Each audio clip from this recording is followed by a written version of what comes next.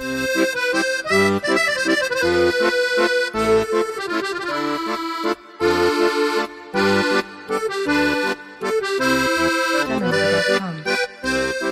peu, beaucoup, passionnément parisienne, ça m'en a tout l'air.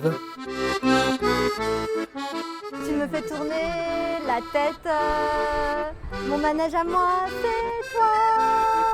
Je suis toujours à la fête. Quand tu ne chantes pas. Mais laissons une voix éternellement parisienne nous transporter dans le manège musical de la Môme, l'irremplaçable Édith Piaf. Salut. Bonjour. Comment ça va? Ça va bien. Merci. Quel beau décor. On est revenu aux années 40-50 d'Édith Piaf. Quel répertoire, quelle voix! Une signature vocale incomparable et des chansons d'amour éternelles qui nous emportent sans plus attendre vers les questions empiaffées de notre drôle de parisienne.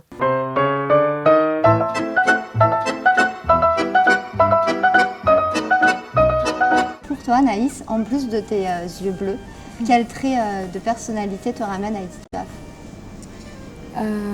Je sais pas ce qui me ramène à elle, mais moi en tout cas ce qui me touche chez elle, c'est ce côté très entier et très passionné.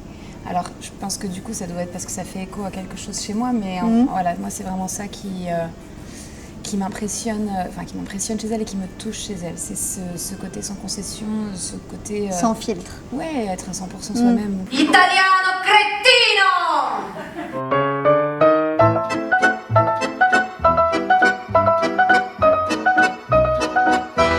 As-tu abordé l'interprétation des chansons sans tomber dans l'incarnation d'Édith Piaf? Il y avait une vraie volonté de ne pas faire comme, même si c'est compliqué de ne pas aller vers des choses qu'on a dans l'oreille depuis des années, parce que de toute façon c'est tellement incarné que c'est compliqué de faire complètement à sa sauce. Il y a des choses qui reviennent, quoi. Mais en fait, en prenant le sens premier des textes, juste en racontant les textes, ça suffit. Ils sont tellement riches. Chaque chanson d'Édith Piaf, c'est une vraie histoire qu'on raconte.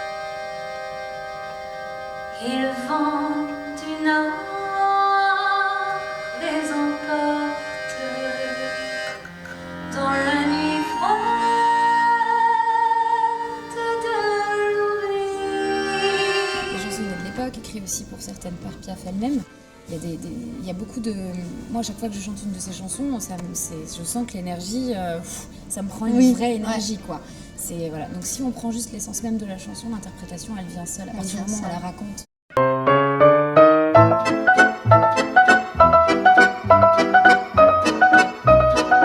Sous le ciel du Paris de Piaf, quel moment du spectacle vous auriez aimé vivre à ses côtés?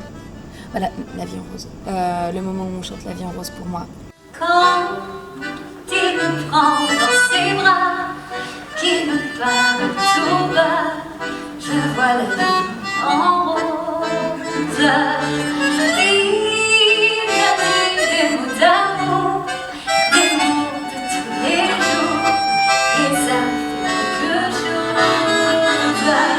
Parce qu'elle aurait eu conscience de l'impact qu'elle allait avoir pour des centaines d'années. Millions Ah non, mais de personnes. c'est incroyable. Quand on a des gens de toutes les nationalités qui chantent La vie en rose de tous les âges, je pense qu'elle serait hyper touchée de voir que ce qu'elle a laissé continue à faire battre autant les cœurs. Oui, d'ailleurs elle le prévoyait. Elle prévoyait sa postérité en se disant un jour mes chansons resteront. Et moi ce que j'aurais aimé c'est vivre dans l'appartement du 67 boulevard Lannes quand elle est là à partir de 17h. Elle arrive, alors elle est de mauvaise humeur, de bonne humeur, mais il y a tout un tas de gens fabuleux qu'on n'a pas l'occasion de rencontrer, et pour le journaliste que je suis au départ, ça aurait fait des interviews formidables. Et j'aurais vu les yeux bleus de Piaf, parce que ce qu'on ne sait pas, c'est que ces yeux bleus, on a mis des années à s'en rendre compte. Les photos étaient en noir et blanc. Comment le savoir? Et c'est parce qu'on a découvert des photos couleur de Piaf qu'on a su qu'elle avait les yeux bleus. Ah, d'accord. Mais il n'y a eu aucun article dessus à l'époque pour les journalistes qui l'ont rencontrée. Non, parce qu'elle travaillait jamais à l'œil.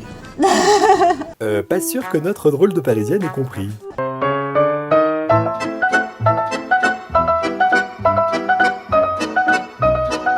À quel moment du spectacle vous vous laissez totalement emporter par la foule. Ouais, pareil, c'est sur La Vie en rose. Toujours La Vie en rose. Non, mais c'est un moment clé du spectacle pour en tout cas cette version-là. Je sais pas comment c'était avant, parce que c'est un spectacle qui existe depuis longtemps. Oui. Mais moi, je suis très étonnée et très émue tous les soirs. Il y a 2 moments où vraiment moi je me laisse complètement... Ah non, il y en a même plus que ça. Allez, c'est pas possible. En vrai, les allez, je vais en dire 3 parce qu'il y D'accord. a La Vie en rose parce que tout le monde chante. Il y a Milord parce que je prends une personne à témoin, un Milord, et que c'est arrivé plusieurs fois que cette personne soit très émue. Encore hier soir, la personne s'est mise à pleurer. Et voilà, c'est des choses qui arrivent vraiment régulièrement quand on fait Piaf. Et puis il y a quand même quand je chante l'hymne à la mort. Si un jour la vie t'arrache à moi, si tu meurs, que tu sois loin de moi, peu m'importe tes problèmes, car moi je mourrai aussi. On raconte la mort de Cerdan, de ce grand amour qui est évoqué. Et comme je vous dis, c'est tellement bien écrit qu'on vit vraiment la situation quand on la chante. Moi, je suis très empathique et du coup, c'est vrai que ce moment-là, c'est dur de dire certains mots sans avoir vraiment les larmes aux yeux et c'est pas spécialement évident. Oui, La Vie en rose, c'est le moment clé parce qu'on voit ce qui se passe dans la salle et on voit les couples se prendre par la main, se prendre par le bras, se serrer l'un contre l'autre. Donc on se rend compte de l'émotion. Et effectivement, il y a une montée en puissance. C'est Charles Trenet qui m'avait appris ça. Un concert ou un spectacle, il faut que ça monte en puissance. Donc on commence par les chansons plus simples et qu'on aille jusqu'au bout vers les plus fortes.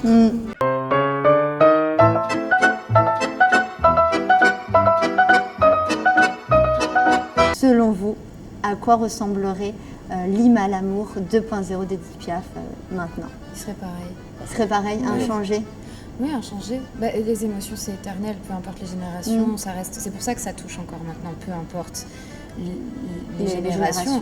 Et quelqu'un qui découvre l'hymne à l'amour aujourd'hui va avoir la même émotion que quelqu'un qui découvrait l'hymne à l'amour à l'époque. Je pense vraiment. Et ça continuera comme ça. Voilà, c'est l'amour, évident que c'est une chanson éternelle, comme toutes celles d'Edith Piaf.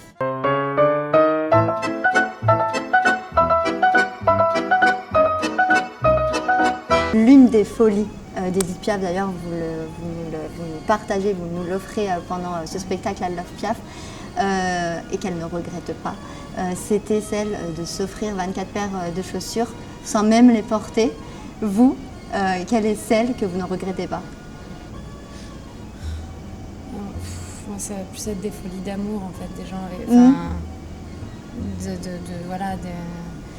certaines relations des fois qui sont compliquées mais où on va quand même parce qu'on est voilà, mais bon, je pense que c'était aussi ces folies à elle finalement, donc voilà, les folies amoureuses pour toi, Anaïs. plutôt ça, ouais. Après moi je suis pas très paire de chaussures donc, j'ai été mais non je suis pas très fringue et tout ça, je m'en fiche un peu, c'est plus ou si ça devait être c'est peut-être tout l'autre chose que j'aime à part mon métier, c'est les voyages, donc le temps que je peux passer à partir à prendre du temps pour découvrir d'autres endroits, oui c'est peut-être les voyages les ou l'amour sur lesquelles c'est les deux. Hein. L'amour et le voyage ensemble. Et toi, Jack? Moi, c'est la folie d'avoir cru en ce spectacle parce qu'au départ, personne n'y croyait quand on l'a monté pour la première fois en 2004. On disait Piaf, c'est ringard, c'est dépassé. Et j'ai démontré que, comme disait Charles Trenet, quand on a rêvé sa vie, il faut vivre son rêve. Oh, c'est joli. Et toi, drôle de Parisienne, quelle est la folie que tu ne regrettes pas? On aimerait bien savoir. Enfin, surtout moi. La vraie richesse de Piaf, c'était sa voix. Une voix qui portait loin et qui nous transportait encore plus loin quand elle chantait les fausses notes du destin, la misère. On ne sait pas, qu'on va encore découvrir et qu'on racontera dans les versions suivantes. À chaque fois, ça change tout le temps. Il y a des témoins qui viennent, les derniers témoins de la vie de Piaf, ils disent moi j'ai connu Piaf à cette époque et il me raconte quelque chose, donc on le rajoute immédiatement dans le spectacle. Ah oui, donc c'est un spectacle éternellement. C'est pas du tout pareil que comme c'était au début. Ça n'a rien à voir. Rien à voir. La première version et celle d'aujourd'hui n'ont absolument aucun rapport. L'histoire en fait se prolonge. Mais personne ne savait que Piaf était drôle quand on a commencé. Même moi. Et à force de voir des gens qui nous ont raconté les canulars qu'elle faisait en permanence, Charles Aznavour m'en a raconté beaucoup. Allô, monsieur Constantine? J'ai vu votre dernier film, Les Micochonnes. Oh, vous êtes formidable! Mon pauvre, est-ce que vous pouvez avoir l'air con? Eddie Constantine a déchanté et Piaf a continué à chanter. On voit différentes facettes de sa personnalité parce que toute personne est plurielle et elle est également, enfin elle déroge pas à la règle, elle était plurielle. Et donc il y a beaucoup de choses à dire, ouais, ça c'est sûr. On me donnait une idée d'ailleurs parce je crois que le Man Barata a été monté à Avignon, ça durait 9 heures. On pourrait monter le spectacle à Avignon et en faire 12 heures, il y a tout ce qu'il faut. Oh, même plus, hein. Oui, enfin plus pour encore plus chanter, hein. Tu crois que je t'ai pas vu venir?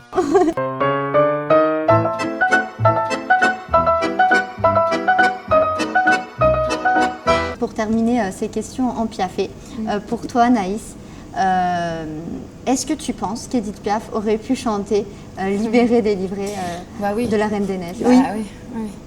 Mais oui, mais pour moi c'est vachement logique en fait, parce que c'est une manière de... alors, il y a quelque chose que tu dis dans le spectacle, que les gens se bousculaient pour voir cette femme qui ne chantait pas l'amour mais qui le gueulait. Et ça ne veut pas dire qu'elle gueulait, ça veut dire qu'elle poitrinait, qu'elle chantait avec tout son ventre, voilà. Et qu'il y avait quelque chose de très entier dans sa manière de chanter. On n'était pas dans de la petite voix de tête, on n'est pas dans un truc de voilà. Et finalement, La Reine des Neiges, c'est comme ça que ça avait été aux États-Unis envisagé à la base, parce que quand Idina Menzel l'a chanté, c'est une chanson qui gueulait. Même moi, quand il a fallu que je fasse la même version et que je fasse de la même manière, c'est balancé aussi, avec le même ventre très impliqué. Le côté, c'est un cri de guerre, quoi. C'est un cri de, c'est puissant. C'est la délivrance. Donc je pense que voilà, au niveau de l'intensité, on est sur un truc très cohérent.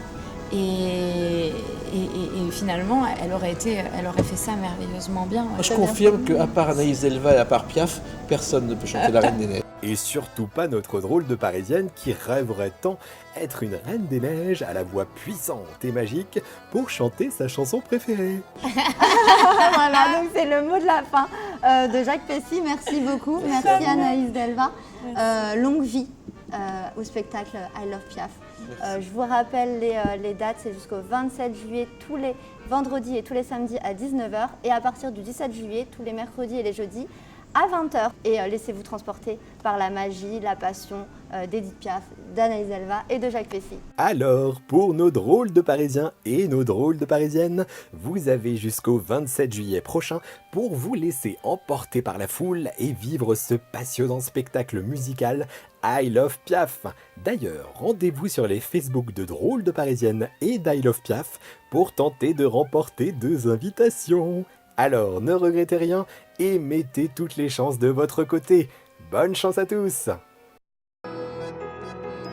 Alors, quelle va être l'humeur de notre drôle de Parisienne sur l'échelle du cœur? Comment ça marche? Eh ben rien de plus simple. Un parapluie signifie un peu, 2 parapluies signifient beaucoup, et 3 parapluies signifient passionnément. Alors, drôle de Parisienne, quel est ton verdict?